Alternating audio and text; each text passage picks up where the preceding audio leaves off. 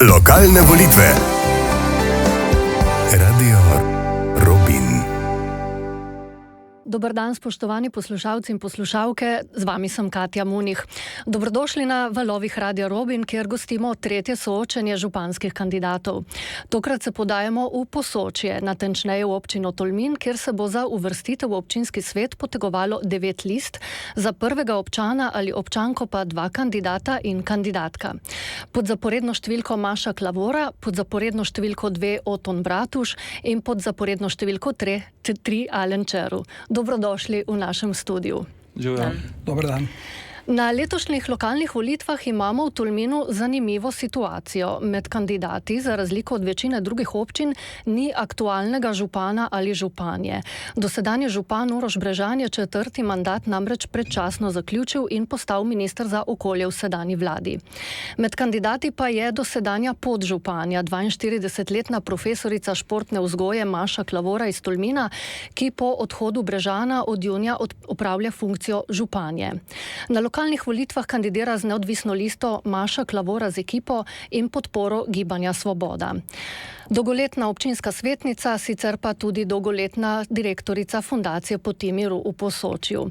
Gospa Klavora, zakaj torej odločitev za župansko kandidaturo? Ja, lep pozdrav vsem. Odločitev ni bila lahka, kajti z vsem srcem sem delala in še vedno delam na Poti miru, pa vendarle sem na koncu presodila, da je to tisti edini pravi trenutek, ko se odločam in poskušam še v nekem novem poslanstvu.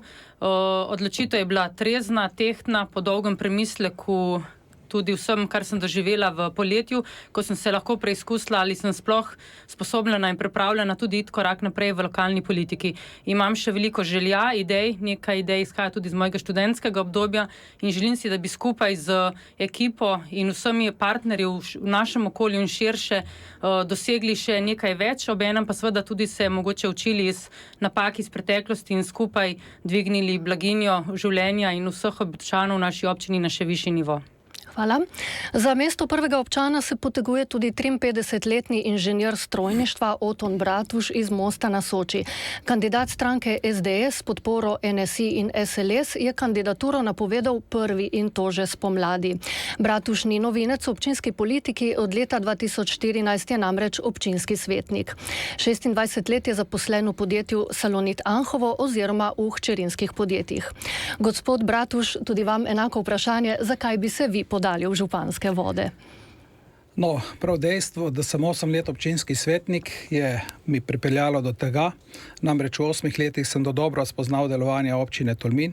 Lahko trdim, da se je v zadnjem obdobju, sploh v zadnjih 4 letih, nekako razvoj Tolminske ustavil. Nekako capljamo na mestu in lahko trdim, da svojim znanjem, izkušnjami, predvsem iz gospodarstva, 26 let sem aktiven v gospodarstvu, vmes tudi z lastnim podjetjem in tako dalje. Prepričan sem, da lahko naredim premik v pozitivno smer vsem občanom. Soočamo se z slabo demografsko sliko, se pravi, potrebno je narediti vse potrebno, da se bojo mladi odločili, da bojo ostali v naši občini, kar pomeni potem počasi obrnitev krivulje, kar se demografije tiče. Hvala. Kandidat pod zaporedno številko 3 je, kot rečeno, 32-letni magister geografije Alen Čeru iz Tolmina, ki kandidira na listi SD s podporo Desusa. Trenutno je zaposlen na Ministrstvu za okolje in prostor kot višji svetovalec za stanovanjsko politiko. Sicer pa novinec na občinskem političnem parketu. Gospod Čeru, tudi za vas enako vprašanje, zakaj odločitev za župansko kandidaturo? Hvala za vprašanje, lep pozdrav. Enostavno sem ocenil, da je pravi in na nek način ključen trenutek, če želimo v občini narediti razvojni preboj, da se tudi sam svojo ekipo, pa tudi z ministrsko ekipo socialnih demokratov, za katero ocenjujem, da je na ključnih položajih, ki jih občina Tolmin v svojem razvoju potrebuje, dokažemo, kaj se da narediti z enim ambicioznim, bolj ciljno usmerjenim vodenjem, učinkovitejšim črpanjem evropskih sredstev, konec koncev tudi poslušanjem in vključevanjem mnenja ljudi v začetnih fazah naših investicij, ter seveda z enim poštenim in transparentnim poslovanjem. Mislim, da se je tukaj po odhodu aktualnega župana odprl prostor, kjer moramo ta trenutek izkoristiti, da, tako kot je že moj predhodnik rekel, zaključimo ta negativen demografski trend. Mislim, da sem tudi sam predstavnik generacije, ki težko najde tako stanovanje kot možnost zaposlitve v tolminski občini in prav je, da nekako prodorno, ambiciozno ta problem naslovimo. Hvala. Za ogrevanje pred resnejšimi temami pa še nekaj vprašanj, s katerimi vas bodo volivci lahko bolje spoznali. Kako in kje najraje preživljate prosti čas, kateri hobiji vas navdušujejo? Gospod Bratuš, vam je najprej beseda. Sem ljubitelj športa, tu mislim predvsem na košarko. V zadnjih časih se sicer manj aktivno ukvarjam z igranjem, bil sem po 12 let član upravnega odbora. Sicer pa v naravi rad, bom rekel, hodim na sprehode, rad ribarim, sploh v poletnih mesecih, bom rekel, bolj na morju kot v sladkovodnem ribištvu, čeprav sem bil kar precej let tudi aktiven član ribiške družine Tolmin. Sicer pa, kot sem rekel, druženje, preživljanje prostega časa na prostem. Hvala. Gospod Červ? Ja, poleg nekaterih programskih točk naj s kolegom Bratužem druži tudi ljubezen do košarke. Tudi sam že praktično 20 let sem vpet v ta šport, sicer s profesionalnim igranjem sem kar zgodaj zaključil, zaradi njega tudi zapustil Tolmin, ko sem odšel v Kranjski Triglav, potem pa kasneje to pustil bolj za neko rekreacijo, druženje, neko dodano vrednost v prostem času, sicer pa delujem tudi kot košarkarski sodnik, sicer pa zelo rad potujem. Študij geografije mi je pri tem pomagal, da sem lahko spoznal kar nekaj Evrope že v samem študijskem programu, kakšno leto vmes pa sem si vzel tudi za potovanje na ostale kontinente in mislim, da je tudi ta širina zelo pomembna, ko vpeljujemo v lokalno okolje neke nove rešitve, neke dobre prakse in se hkrati izogibamo ponavljanju starih napak, ki jih druge opazimo. Hvala in še gospa Klavora. Ja, tudi jaz sem športnica, jaz sem bila pa atletinja, malček tudi košarkašica, tako da atletika in sicer šport me je precej usmeril v luči tega, da smo verjetno vsi trije psihofizično močni, polni energije in kondicije, kar je sigurno zelo dobro, obenem, da poznamo pravila fair playa tudi v tej lokalni politiki. Drugače pa zdaj moj prosti čas, kolikor ga pač imam, predvsem ga posvečam sinu, pa tudi jaz zelo rada delam v naravi, na našem vikendu, kjer gozdarim in si na tak način nabiram stik z naravo in poskušam razumeti pomen te samooskrbe in seveda tudi na svoje načine pomagam k ohranjanju krajine in razvijanju te moči. Drugače pa tudi jaz, kadar le lahko hodim in raziskujem naše grape, doline in seveda odkrivam svet tudi drugje. Hvala. Kako bi dokončali naslednjo poved? Na Tolminskem je lepo živeti, ker oziroma zaradi, gospod Červ? Predvsem zaradi izjemne narave, ki nas obdaja, zaradi okolja, ki res nudi dodano vrednost in na tem moramo graditi, ko bomo privabljali tako investitore kot kadre in hkrati opogumljali naše mlade, da se po končanem študiju ali šolenju vrnejo. Vsekakor pa to ni dovolj, zato moramo poskrbeti tudi za osnovne življenjske pogoje, od stanovanj, primernih zaposlitev in nekih drugih funkcij, ki nam tudi v prostem času opolnomočijo naše življenje.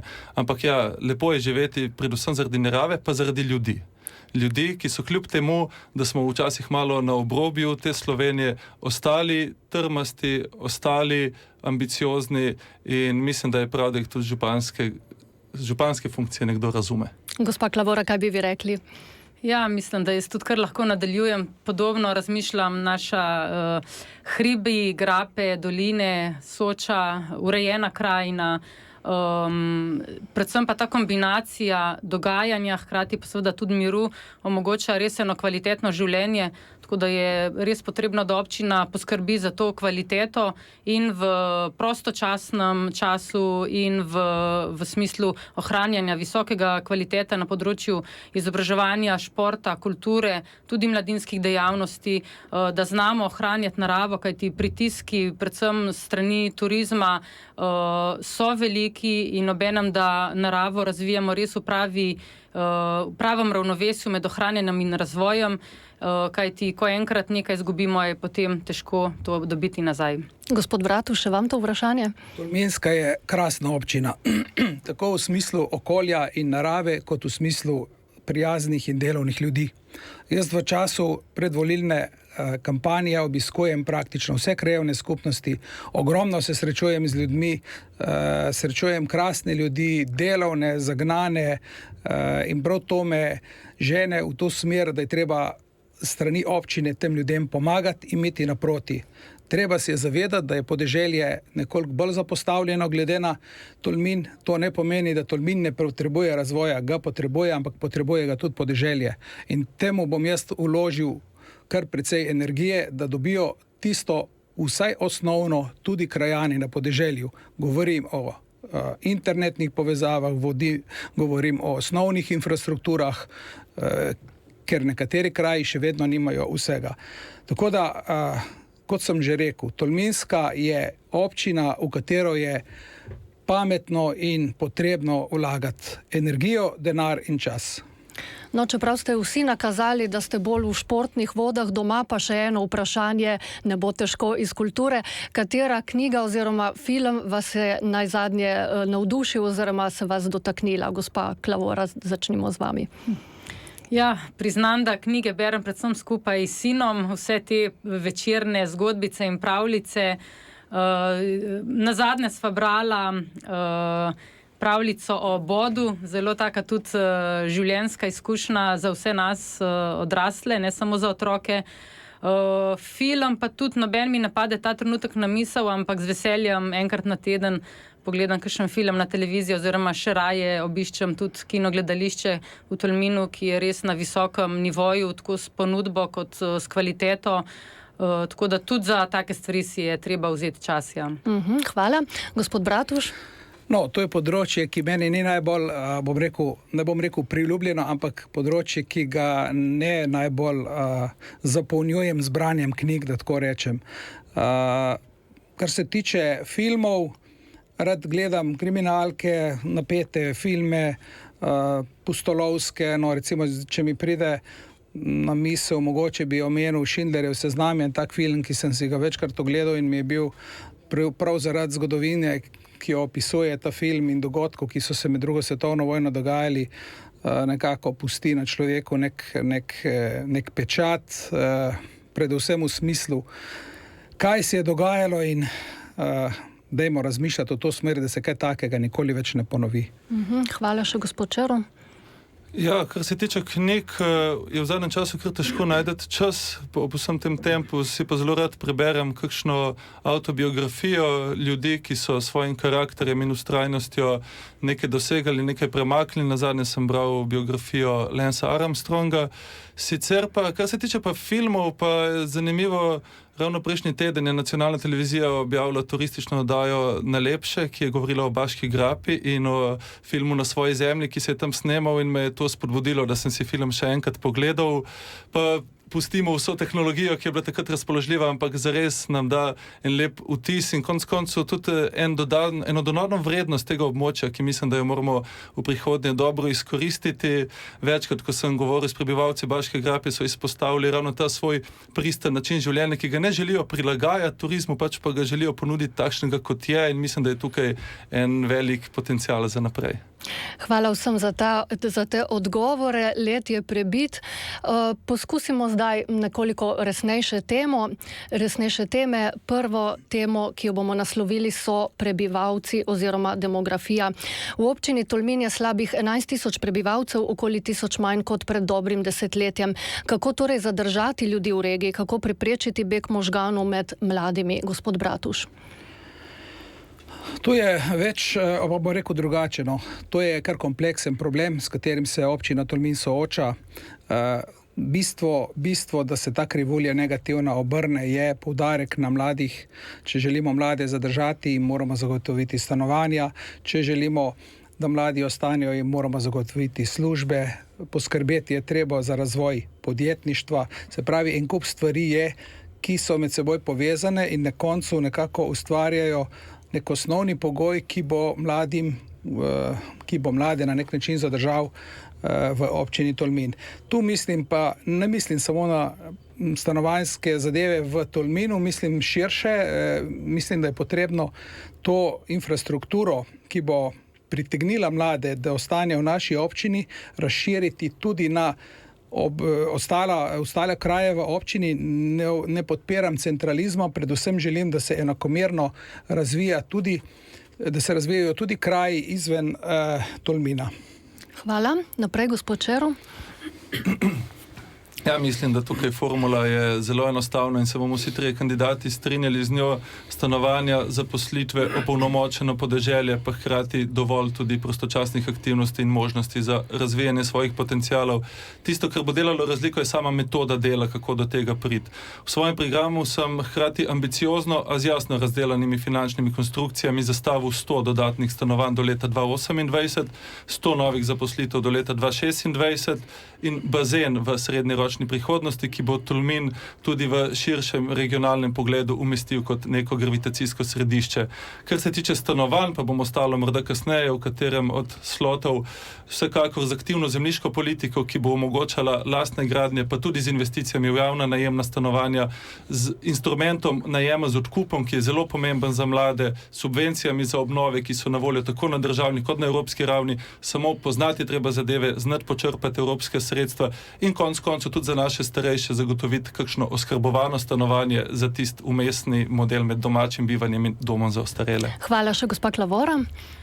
Ja, kaj lahko dodam vsemu temu, kar sta že kolega pomenila, pa da se ne bom ponavljala, mogoče bi tukaj dodala še stremljenje k temu, da seveda tudi državna infrastruktura, predvsem cestna, je posodobljena, da imajo mladi ali pa vsi, ki pač bivajo v tem okolju in so vezani tudi na neke zaposlitve v širši regiji, nekega normalnega, da nek normalen čas preživijo na cesti, obenem pa seveda, da občina še naprej razvija in podpira te neke razvojne pobude, projekte, ki so zrasli iz domačinov, to je ali pobuda Gorniška vas v Baški grapi, ali pa to večgeneracijski center na Šentviški planoti, ki so lahko tudi neke razvojne priložnosti za mlade, da skupaj z občino in drugim podpornim okoljem pomagajo razvijati ne samo zaposlitvene možnosti ali pa neke karierne v Tolminu, ampak tudi na podeželju.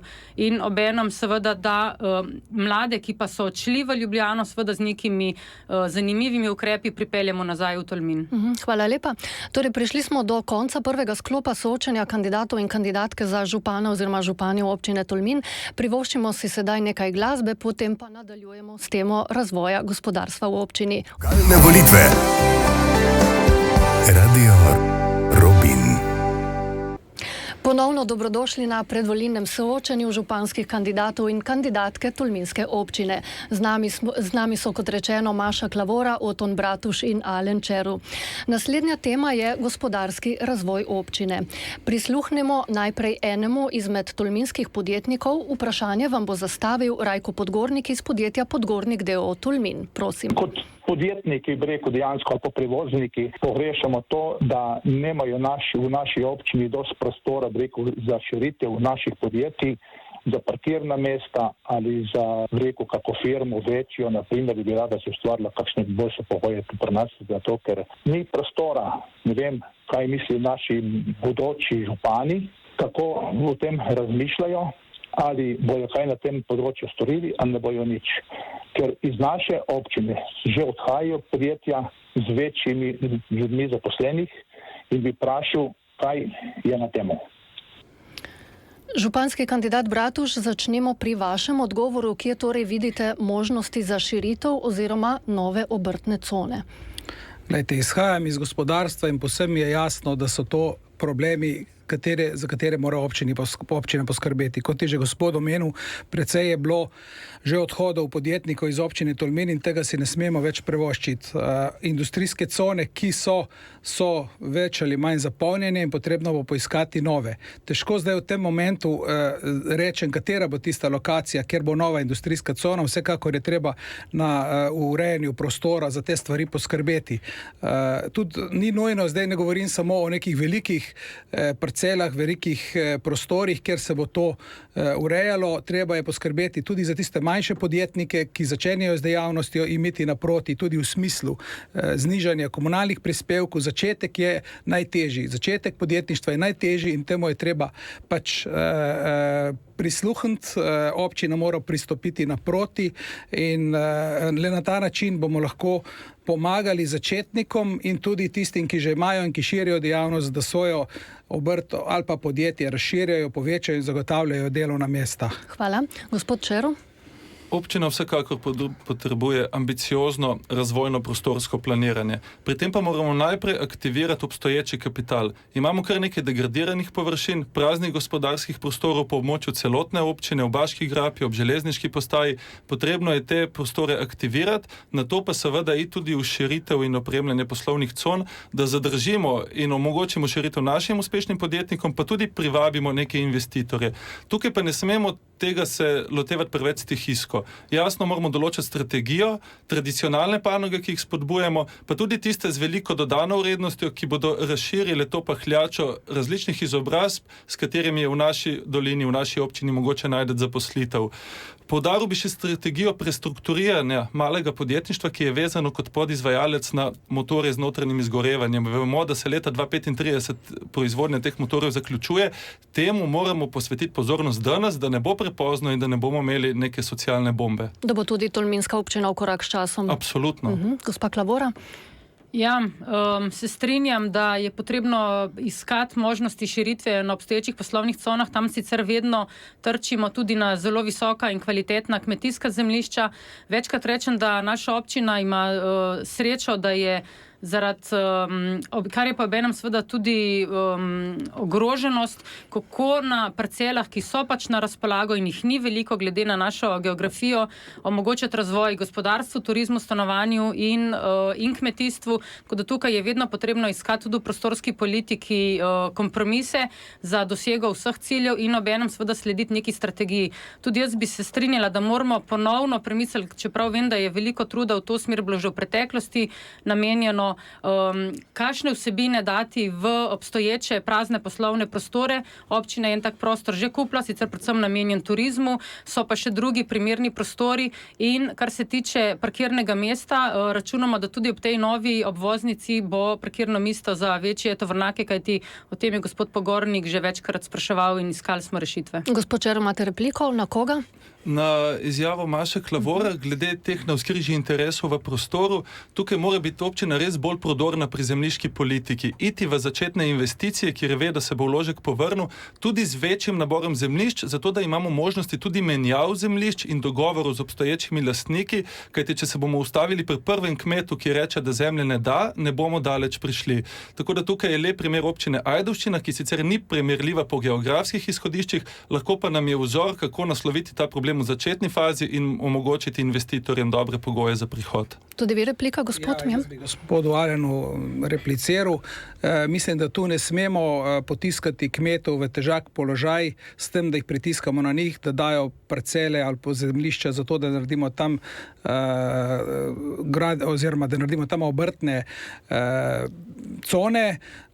Treba je poiskati določen prostor, ki je na Tolminskem. Gotovo so prostori, ki so degradirani in niso uporabni za karkoli, za industrijske cone pa bi bili primerni. Na kmete pa ne gre pritiskati.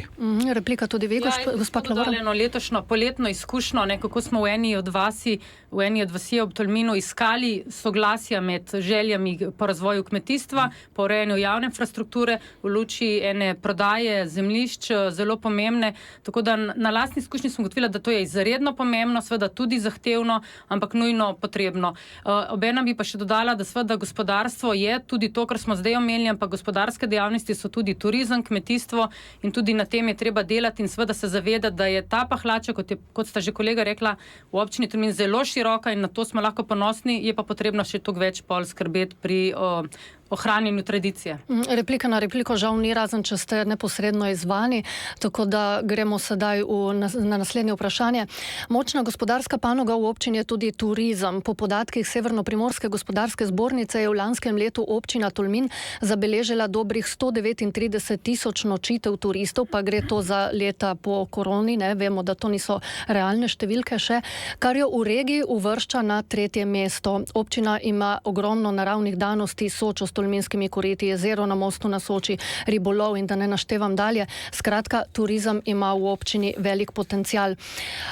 Tudi festivalski turizem, do tega še pridemo kasneje.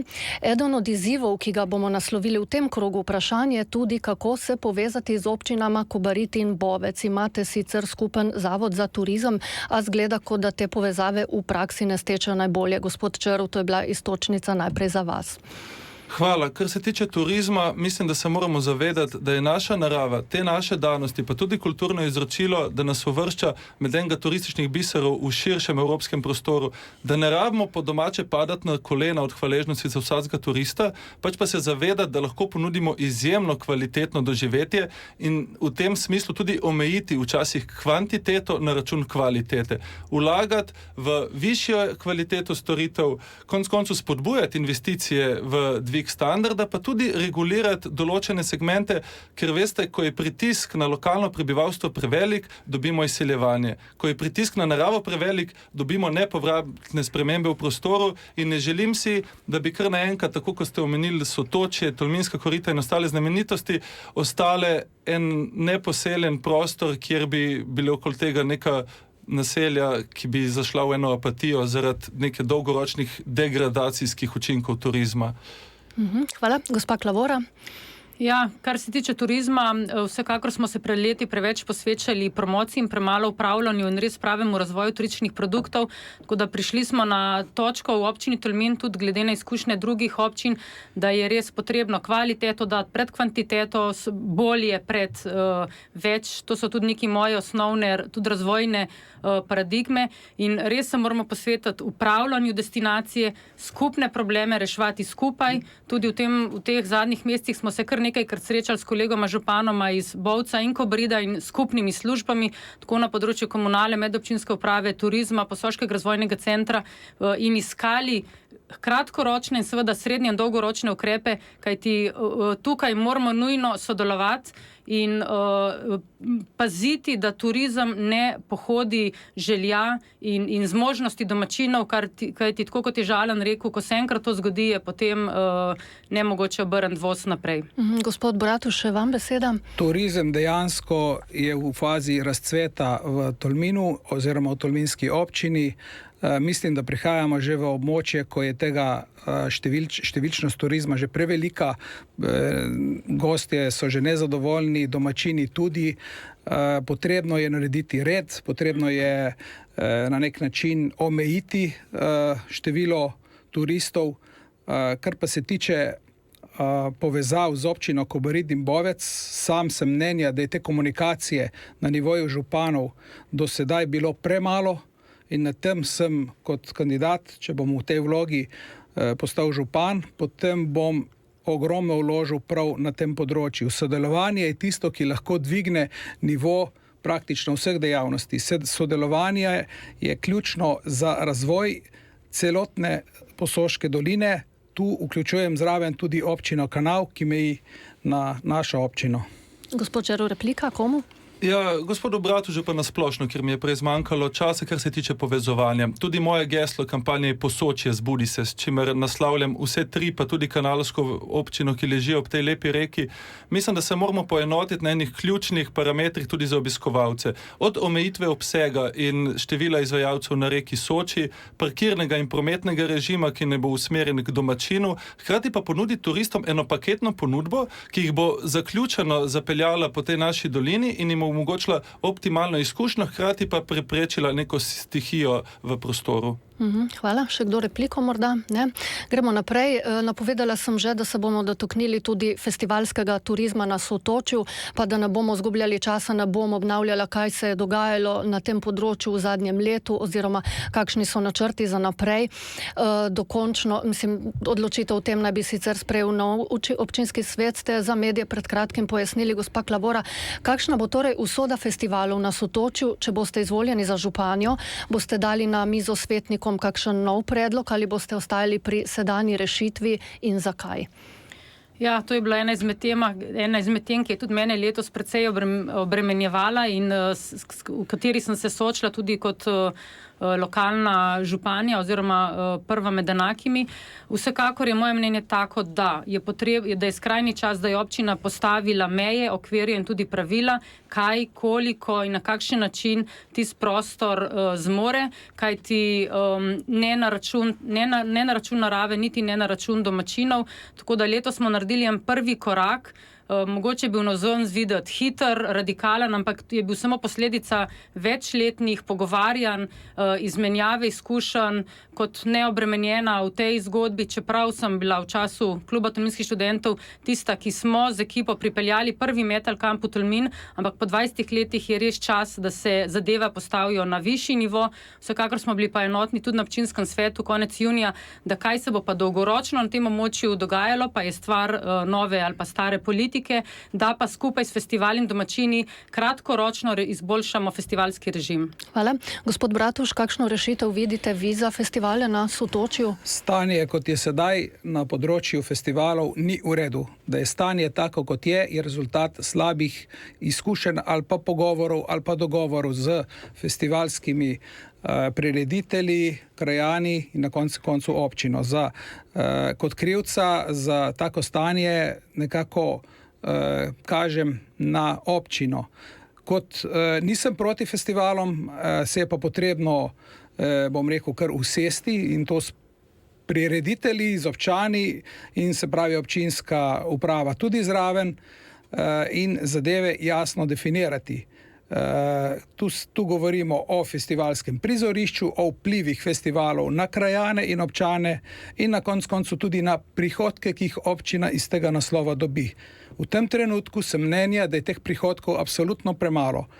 Po zaključku festivalov je potrebno jasno ljudem povedati, koliko je bilo prihodkov iz tega naslova in ta denar ponovno vložiti v kraje, kjer pač ti ljudje živijo in ki so s temi festivali obremenjeni. Gospod Čero, če boste izvoljeni za župana, kakšna je vaša rešitev? Ja, glejte, ta nesoglasje in napetosti v zvezi s festivalskim turizmom so res, tako kot pravi Bratuš, posledica predolge odsotnosti ene srednjeročne strategije, kaj s festivalskim turizmom želimo, odsotnosti jasnih podatkov, tako o številu obiskovalcev, kot o finančnih pretokih sredstev, ki iz tega naslova prihajajo v občino. Če bom izvoljen na to mesto, želim prvič en iskren pogovor z vsemi deležniki, ki ne bo imel vnaprej pripravljene agende, do kakšnega sklepa mora pripeljati. Želim si res točnih številk in želim si konec koncev enih pravil, ki veljajo za vse, ki se ne spreminjajo vsako leto, so pa sprejeta s soglasjem. Raje bomo en teden zaprti v sejno sobo, da jih dorečemo, kot pa da jih bomo potem prilagajali oziroma da bomo slabo vestjo hodili pred domače prebivalstvo. Jaz verjamem, da lahko pri festivalih dosežemo, da je nabor pozitivnih vplivov veliko večji od obremenitev za lokalno prebivalstvo, je pa v vsakem primeru interes občanov na prvem mestu in to jim moramo znati tudi predstaviti. Samo še, izvolite replika, gospa Klavora. Ja, bi rada dodala, da seveda, kot sem že nakazala, nič ni bilo čez noč tudi predlagano in potem v sklopu debate sprejeto, da so tudi podatki, kar pa smo letos še dodali je, da sem se pogovarjala z vsemi, ne samo z organizatorji festivalov, tudi z vsemi lokalnimi inštitucijami, ki so v okolju vključeni v to zgodbo, poleg domačinov seveda, in da je sedaj na občinski upravi precej teh poročil, kar lahko omogoča eno mirno pripravo in razmislek, kako naprej v tem kratkem srednjeročnem, dolgoročno pa se moramo seveda skupaj pogovoriti glede tega območja. Še gospod Bratuš? No, samo to želim. S to kritiko nisem želel se dotakniti trenutne županje, ker je to obdobje, o katerem sem prej govoril, obdobje zadnjih, ali pa bom rekel, kar zadnjih več let. Tako da tu se morajo kdo drugi videti v tej vlogi, ki pač ni bila dobro izvedena. Hvala še, gospod Čero, ste imeli repliko? Jaz pa moram biti nekoliko kritičen tudi do trenutne županje, kajti dogovorjen je bil monitoring letošnjega režima, kjer se bodo spremljali učinki tako na prostor, na hrup, na prebivalstvo. Dogovorjeno je bilo, da se bo sklep sprejemal potem, pa se je naknadno dogovorilo, da se sklep za 23 sprejema že pred poletjem.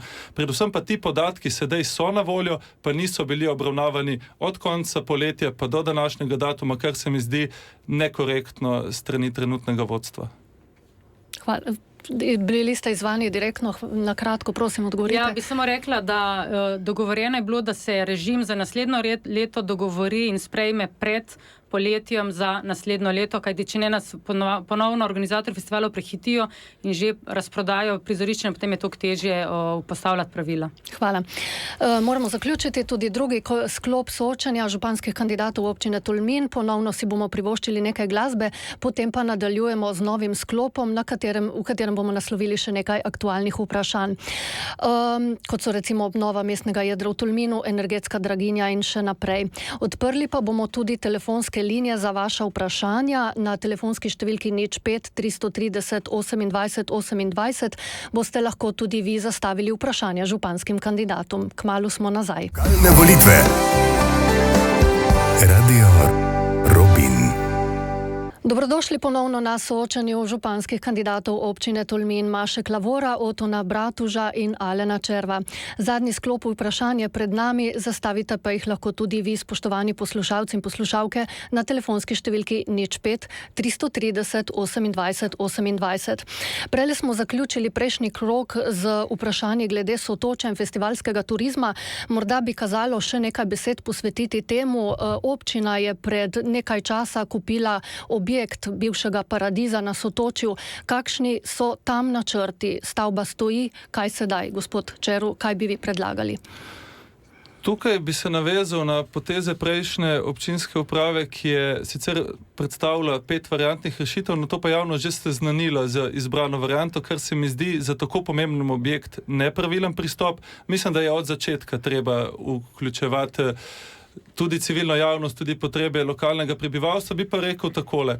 Ta objekt mora na eni strani dvigati kvaliteto življenja za domačine, na drugi strani pa tudi dvigati nivo turistične ponudbe. In naloga občine je tukaj, da uredi lastniška razmerja, da komunalno opremi prostor in da predvsem postavi usmeritve. Potem pa je potrebno pripeljati enega ambicioznega, moja želja je lokalnega investitorja, ki bo tukaj v tem prostoru izvajal to, kar bomo se dogovorili in s tem nekako obogatil našo turistično ponudbo. Predvsem pa je imel v mislih tudi ta delikaten in zelo, zelo potencialen, lep naraven prostor ob Sotočju. Gospa Klavora? Ja, tu smo bili pa na občinskem svetu zelo soglasni, ko smo obravnavali to gradivo. Je dobro, korektno pripravljeno, sodelovali in poslušali smo seveda tudi še preko spleta, ki je bilo ravno konec COVID obdobja, mnenja domačinov in enotnega mnenja smo bili, da je to dokument in prioriteta, ki jo je potrebno ponovno obravnavati še z najširšo javnostjo po volitvah in da potem novo staro vodstvo se opredeli, kjer vsebina paše z vsem tem, kar je že kolega povedal. Naloga občine je, da še naprej odkupuje tista ključna strateška bližnja zemljišča in da občina vlaga v javno infrastrukturo dostopno vsem, katera bo pa tista dolgoročna vsebina na področju turizma, z vsem tem, kar je že Alen rekel, ki bo tako dobra za domačine kot za obiskovalce, pa naj to prepustimo prihodnosti. Gospod Bratuž, še vam beseda? Nakup tega objekta je bil smiseln in tudi sam sem ga podprl. Izdelala se je zdaj ena idejna zasnova, kaj bi na tem mestu na novo naredili. Vključena je bila sicer širša javnost. Sam projekt, ki je bil predstavljen, ocenjujem kot zelo, bom rekel, napreden in času primeren. Se sicer v celoti z njim ne strinjam. Mislim pa, da je ena dobra osnova, da lahko za eno široko razpravo, v katero je treba absolutno vključiti vse domače ponudnike turističnih storitev, je ena dobra osnova za nadaljevanje te zgodbe in za izgradnjo nekega objekta, ki bo služil razvoju turizma v Tolminu. Kar se tiče odkupa ali pa dogovarjanja z solastniki, z lastniki parcel na tem območju, tu je agrarna skupnost en velik faktor. Z njimi pač poteka trenutno komunikacija preko odvetnikov. To ni v redu. Sem človek za dogovor in za razgovor. Replika, gospa Klavora? Ja, jaz bi dodala, da smo že 10 let nazaj razmišljali o tem strateški točki in tudi razvoju, tudi v luči gradnje obvoznice. In ena izmed argumentov, zakaj seveda obvoznica, poleg tega, da razbremenimo Tolmin, je tudi, da omogoča napajanje tako te točke na območju Sotočja, kot tudi tega druge površine Cvetja ob Tolminu. Tako da vedno je nek proces, ki se začne že pred leti, da lahko potem tudi v naslednjem mandatu zadeve zaključimo. Še gospod Čero, vi ste imeli repliko? Res je, poglejte, že v svoji predstavitvi sem izpostavil transparentno in pošteno poslovanje. Tukaj je prišlo do prakse, ki je ne odobravam. Občina je sklicala delovno skupino, katere član je bil zunanji strokovni sodelavec, nato pa je ta skupina izdala naročilo za strokovno študijo, katere vodja je bil ta isti strokovni sodelavec, zato je šlo neka znatna sredstva občinskega denarja. Mislim, da to ni pravi pristop, še posebej, če se potem predlagana rešitev spet usmerja v panogo, na kateri ta oseba deluje. Hvala. Na turizem se pripenja tudi vprašanje ureditve mesta, središča mesta, tržnice. Kako bi recimo tukaj vi videli naprej naslednje rešitve, kako bi naslednje korake zastavili, gospod Bratuš? Glejte, o ureditvi mestnega jedra v Tolminu in tudi drugih delov Tolmina se govori že dolgo časa. Prav veliko ni bilo narejenega. Absolutno zagovarjam, da je Tolmin potrebno urediti. Zagovarjam način, da se Tolmin celovito obdela strani arhitektov, da se izdela idejno zasnovo ureditve celotnega Tolmina in potem po sklopih ureja del za delom. Na ta način bomo v nekem obdobju prišli do lepo urejenega mesta. Bi pa rad tu še nekaj poudaril. Ogromno govorimo o Tolminu, mi ne smemo pozabiti. Občina Tolmin ima tudi druge kraje, ki so lepi, za turiste zanimivi, predvsem pa jih je potrebno dodatno urediti. Tu mislim na most na Soči, mislim na dolino Idrijce, dolina Bače, ki je še zelo, bom rekel, zapostavljena in je potrebno dati večjo vlogo pri razvoju Tolminske. Hvala, gospa Klavora. Ja, glede prenove centra v Tolminu, tako kot je že prej nakazano, obvoznica bo seveda omogočila, da bo cesta skozi Tolmin postala občinska in bo občina lahko lažje z njo upravljala in izvajala nujno potrebne spremembe od luči selitve bencinske postaje in nekih drugih objektov. So pa bili narejeni v preteklem obdobju projekti, tako da tik pred izvedbo je prenova mestnega trga, spravi med muzejem in sodiščem. Ministrstvo za javno upravo za pravosodje smo tudi pozvali, da to oni ob tem trenutku, ko prenavljamo mestni trg, tudi prenovijo stavbo sodišča, ki je ena izmed res neprimernih v centru. Tik pred izvedbo je tudi prenova tržnice in pripravljena je tudi dokumentacija za prenovo starega mestnega jedra okrog fontane. Vse v luči tega, da bomo seveda to območje med obvoznico in centrom Tolmina urejali, ko bo zaživela ta nova prometna povezava. Se pa strinjam, kot je že Oton rekel, so tudi drugi kraji, most na Soči si nujno zasluži nek strateški urbanistični načrt, kajti tudi tam se predvideva obvoznica, ki bo seveda spremenila vsebino in dogajanje na mostu na Soči. Še gospod Čaro? Ja, ena od točk mojega programa je tudi Tolmin, mesto z zeleno nitjo.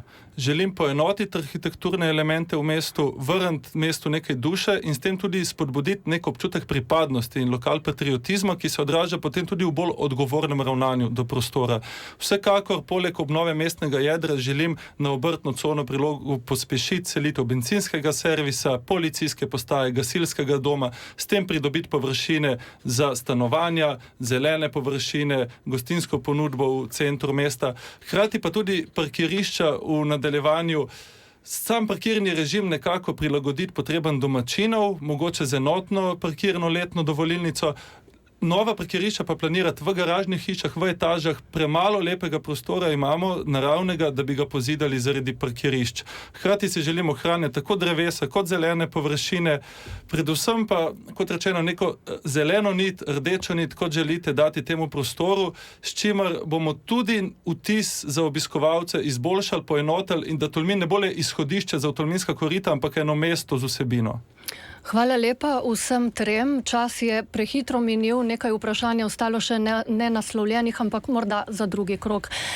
Hvala za obisk v studiu, vam poslušalci spoštovani pa hvala za pozornost.